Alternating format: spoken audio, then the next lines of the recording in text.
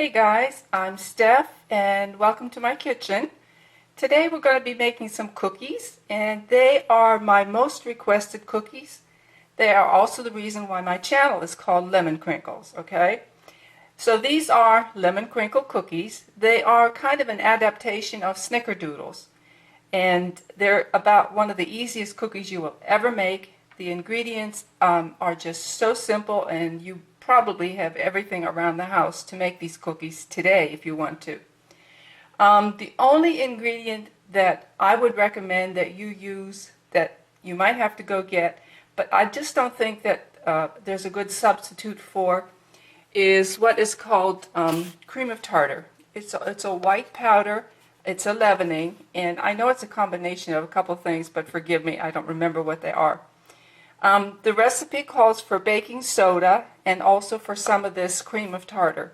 And this is the stuff that gives these cookies their unique texture. And again, like I said, you can put a combination of baking soda and baking powder, and I know some recipes do call for that. But if you want to end up with these cookies, I really believe you have to have cream of tartar, okay? So what I have in this bowl is 1.5 cups of sifted flour, half a teaspoon of I always pre-sift my dry ingredients, so what I have in here is 1.5 cups of all-purpose flour, a half a teaspoon of baking soda, a half a teaspoon of cream of tartar, and the recipe calls for a 1/4 teaspoon of ground ginger, but I have discovered Chinese 5-spice powders and I don't look back. It just has the most wonderful aroma and flavor. It has anise in here and ginger and all kinds of other flavorings. So that's what I use instead of ginger. Okay, let's combine the dry ingredients with the wet ingredients now.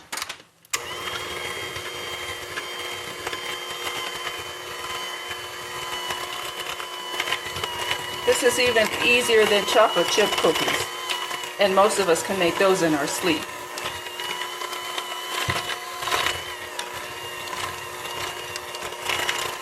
I can already smell the 5-spice powder in here, the anise and the ginger and cinnamon. I think it also has a little bit of pepper in there. Okay, that's pretty much it.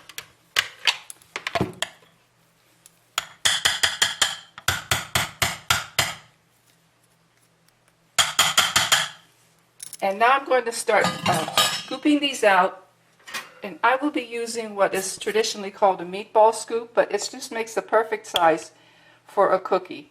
And kind of on a side note, do yourself a favor, guys, any of you who cook, get yourself some of these nice scoops. This one is a Farberware. It's the ice cream scoop. Works fantastic, of course, for ice cream and muffins, when you make muffins. This one is the one that I'll be using today. It's I look to see, this might be the Good Grips, but it works beautifully. This one I believe is also a Good Grips, and it's like the melon ball size, but it's perfect for making those little meatballs when you make Italian wedding soup, or just scooping out maybe the ganache, when you want to make truffles and that. And you can think of lots of other things. But these are some of the best tools that I have in my kitchen, and I use them a lot. So I'm going to start scooping out the cookies now and putting them on the prepared cookie sheet.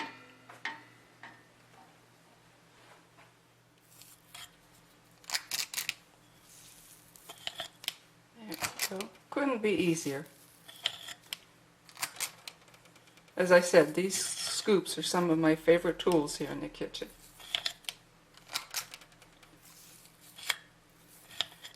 This recipe makes, I would say, about 1.5 dozen of generous sized cookies. Perfect for someone who just cooks for themselves or to share with a friend.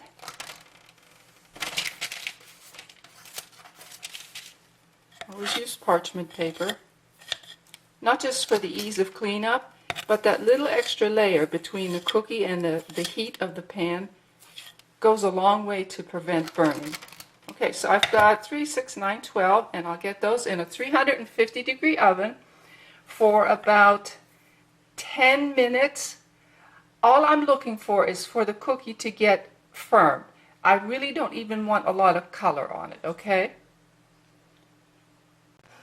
I'm sorry, I forgot one important ingredient. This is a teaspoon of lemon zest that I just zested from here, and a teaspoon of that goes into the batter. So I'll just put that in there and mix it up. Okay guys, we pulled our first pan of cookies out of the oven. There are a dozen of them. There was only enough dough left for 4 more, but I made these rather generous in size. If you would use a smaller scoop or even just a tablespoon, you could probably get 2 dozen cookies out of this. So I'm going to tell you why my channel is called Lemon Crinkles. I've loved baking cookies all of my life. I've even done catering and did try to open up a little bakery business, but you know, family responsibilities and that, it just didn't work out. But I had lots and lots of opportunities to bake for families and friends and our church family, and this for some reason was always one of the most requested recipes.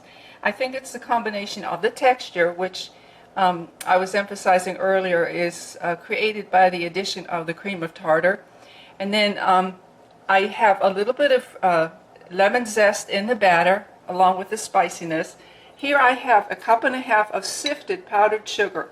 And do yourself a favor, sift the powdered sugar. It is so much easier to work with. I will be adding to that a little splash of vanilla, a pinch of salt, and some lemon zest, freshly zested lemon zest, and about a tablespoon of fresh lemon juice. And to get it to the consistency that I want for the glaze that I'll be putting on top of the cookies, I will be adding half and half, maybe a teaspoon at a time. Okay, I have the lemon zest, the salt, the vanilla, the lemon juice, and a little bit of half and half in here. And I'm just going to start stirring it, and I can tell already that it's going to need some more liquid, and I'll probably use the half and half. You kind of have to play around with this and taste it a little bit. You want enough lemon juice and lemon zest in there that it just gives it that bright lemony flavor. But you know, if you overdo it, it can tend to get a little bit bitter. So just add a little bit at a time and taste it, okay? I just pulled the last 4 cookies out of the oven. I didn't put them in there for the full 10 minutes. It was more like 9 minutes. And the reason why is something that I've mentioned in another video. Cookies actually do better if you just slightly underbake them. What happens is if you overbake them or if you bake them at too high a heat, the sugar will caramelize, and it can take on a burnt taste or an off taste really quick. If you pull your cookies out and even just leave them on the baking sheet for another minute or so, the residual heat in the cookie itself and in your baking sheet will finish whatever, you know, time it needs. So again, rather than overbake, underbake just a little bit. I have got the glaze just about finished. I'm sorry, you know, I have to kind of try to adjust and get this camera in place here. Okay, just beat it and stir it till it's nice and smooth. This is about the consistency that you wanted. Has to, you know, we wait until the cookies are all totally cooled off, and then we will put a little bit of this glaze on for the perfect finishing touch. So anyway, getting back to my channel, I just kind of did it as fun. I really didn't think that I would be around for a year or two on YouTube, but I started making videos and enjoyed it so much I just kept on doing it.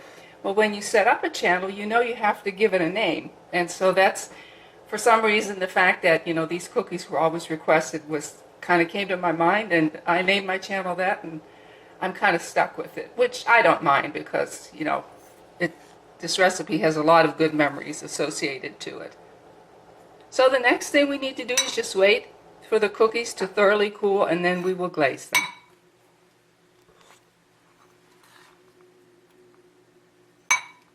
Alright guys, what you do is you take about a scant teaspoon of the glaze, tap it on there and just kind of take the back of the spoon and swirl it around. This is not a frosting, this is just a glaze, so you don't need to have too much on here. And because of the lemon and the lemon zest, there's a lot of flavor in this, so a little goes a long way. So, okay, just a little bit. Just swirl it around with the back of your spoon.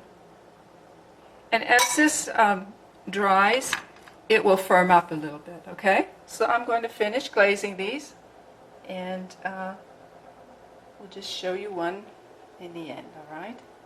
So friends, that's the story behind my channel name, and these are the cookies that get the credit for it. They're so delicious. I'm going to put the recipe down below. Now you know I had to sample one, and it's just as good as I remember it. Has a crunchy texture, that wonderful lemon flavor, that subtle background of the 5-spice powder. It's not overwhelming, but it's just something special there in the background. So I hope you'll give this a try and let me know what you think. Okay, I don't mind constructive criticism. You know, I'm open to what you have to say. So, and I really appreciate you stopping by and watching. So you guys have a great day, and I'll see you soon.